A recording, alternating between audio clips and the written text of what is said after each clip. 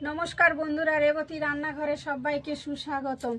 आज आमी आपनादेर जन्य एकटा नतून रेसिपि निये एसेछि। तो एखाने आमी नियेछि पालंग शाक और एखाने नियेछि सर्षे शाक। बंधुरा एखन शीतेर समय खूब सुंदर सर्षे शाक उठेছে, देखतेई पाচ্ছ सर्षे शाकेर এই ফুলগুলো। तो सर्षे शाकेर आमी পুরো ডাঁটিগুলো শক্ত ডাঁটিগুলো বাদ দিয়ে পাতাগুলো নিয়ে নিয়েছি।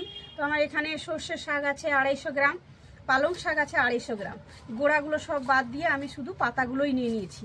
তো আমি এই পাতাগুলো ভালো করে পরিষ্কার করে আমি মিক্সি মেশিনে পেস্ট করে নেব। তো আমি আপনাদেরকে গোটা অবস্থায় দেখিয়ে দিচ্ছি যে পালং শাক আর সর্ষে শাক। তো এই সর্ষে শাক পালং শাক দিয়ে আমি ভর্তা বানাবো। তো তার জন্য লাগছে এখানে ছোট এলাচ নিয়েছি, 2-3টে শুকনো লঙ্কা নিয়েছি, ফোড়নের জন্য 2খানা বড় পেঁয়াজ আমি একদম ছোট্ট ছোট্ট করে কুচি করে নিয়েছি, একটা টমেটো কুচি করে নিয়েছি, 10-12টা রসুনের কোয়া নিয়ে নিয়েছি, এটা আমি কুচি করে নেব। আর এখানে হাফমালা নারকেল আমি কুড়িয়ে নিয়েছি। এই রান্নাটা সাদা তেলে করতে হবে। তো এবার আমি এগুলো ভালো করে ধুয়ে আমি পেস্ট করে নিয়ে আসি। তো আমি কড়া বসিয়ে দিয়েছি, কড়াতে আমি কড়া গরম হয়ে গেছে, সাদা তেল দিয়ে দিয়েছি। তো আমি কড়াইতে সাদা তেল দিয়ে দিয়েছি, সাদা তেল গরম হয়ে গেছে। তো আমি এখানে শুকনো লঙ্কা 2 টুকরো করে দিয়েছি, 2টো এলাচ ফোড়ন দিয়ে দিয়েছি। তো ফোড়নটা একটু লালচে হয়ে আসলে আমি এর মধ্যে পেঁয়াজ কুচি দিয়ে দেবো।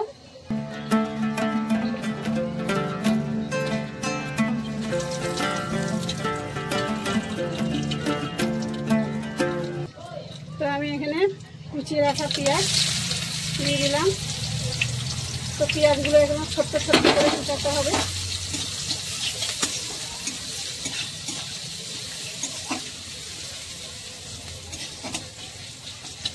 তো পেঁয়াজটা আমি হালকা করে ভেজে নেব। তো পেঁয়াজের মধ্যে আমি হাফ চামচ লবণ দিয়ে দিলাম।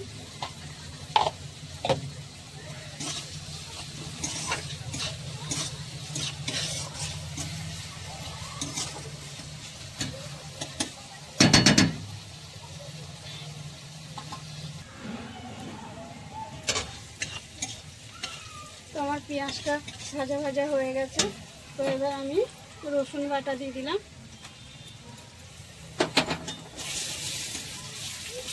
আবারও ভালো করে মিশিয়ে নিচ্ছি।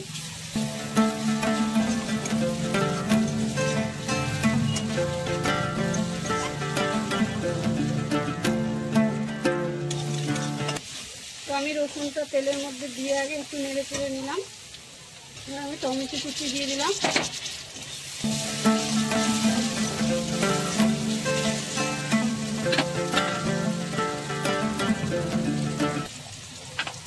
তো আমি এই রান্নাটা খুব বেশি মশলা ব্যবহার করব না। তো এখানে আমি সামান্য একটু হলুদ দিলাম,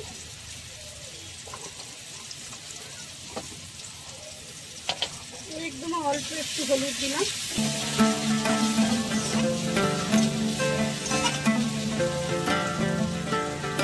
টমেটোটা নরম হওয়ার জন্য আমি 1-2 মিনিট ঢেকে দিলাম।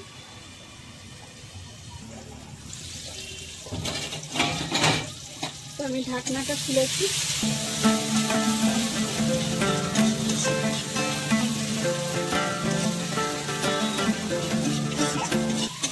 আমার টমেটোটা নরম হয়ে গেছে।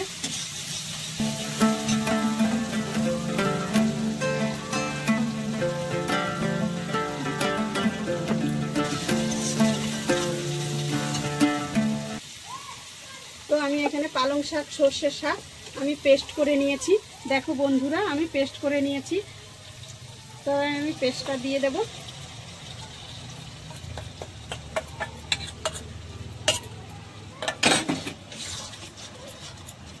তো গ্যাসের ফ্লেমটা একটু হাই ফ্লেমে করে আমি এটা ভালো করে কষিয়ে নেব, যাতে জলটা ভালো করে শুকিয়ে যায়।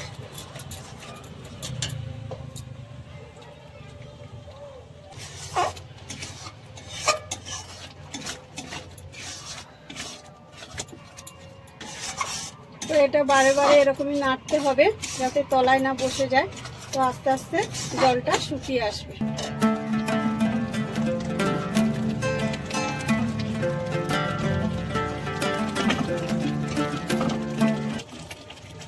তো আমি সর্ষে আর পালং শাকের ভর্তার জন্য এখানে হাফ চামচ মৌরি নিয়েছি, হাফ চামচ গোটা জিরে নিয়েছি।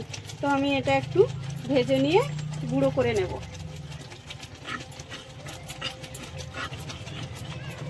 তো এখানে আমি অন্য কোনো মশলা অ্যাড করিনি, এই গুঁড়ো মশলাটা সব শেষে দিয়ে দেবো।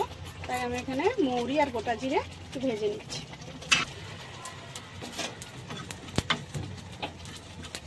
তো মশলাটা ভাজা হয়ে গেছে। তো মশলাটা আমার ভাজা হয়ে গেছে, এবার আমি গুঁড়ো করে নেব। তো আমি নেড়ে নেড়ে পুরো জলটা শুকিয়ে গেছে, দেখতেই পাচ্ছ বন্ধুরা জলটা পুরো শুকিয়ে গেছে। তো এবার আমি এর মধ্যে ছোট চামচের 1 চামচ চিনি দিলাম,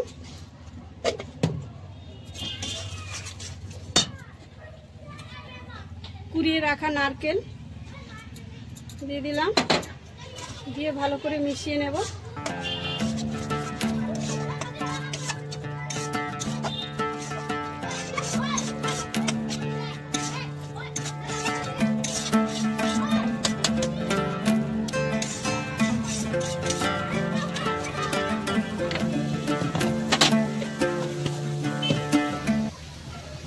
আমি ছোট চামচের 1 চামচ ঘি দিলাম,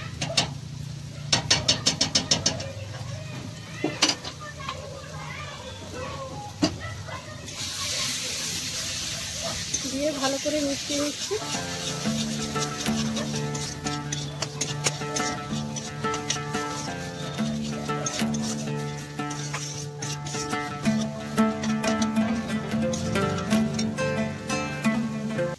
সবশেষে আমি যে মশলাটা ভেজে গুঁড়ো করেছি গোটা জিরে আর মৌরি, সবশেষে আমি ভাজা মশলা দিয়ে দিই।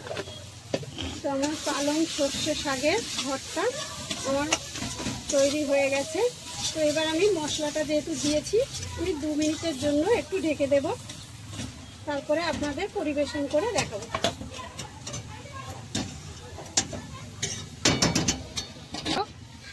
আমি হালকা আঁচে 2 মিনিটের জন্য ঢেকে দিচ্ছি, তারপরে আপনাদের পরিবেশন করে দেখাবো।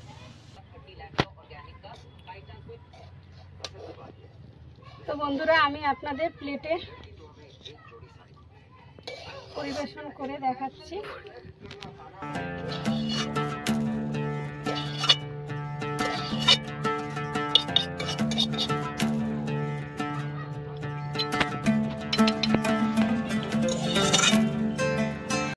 তো বন্ধুরা পালং শাক সর্ষে শাক দিয়ে আমি একটা ভর্তা বানিয়েছি। তো আমার ভিডিওটা প্রথম থেকে শেষ পর্যন্ত দেখেছো আমি এটা কিভাবে বানিয়েছি।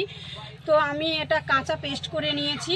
তো আপনারা চাইলে এটা সেদ্ধ করে নিতে পারে, কিন্তু শাকের মধ্যে যে গুণাগুণগুলো থাকে সেগুলো সেদ্ধ করলে বেরিয়ে যায়, তার জন্য আমি কাঁচা পেস্ট করে এই ভর্তাটা বানিয়েছি।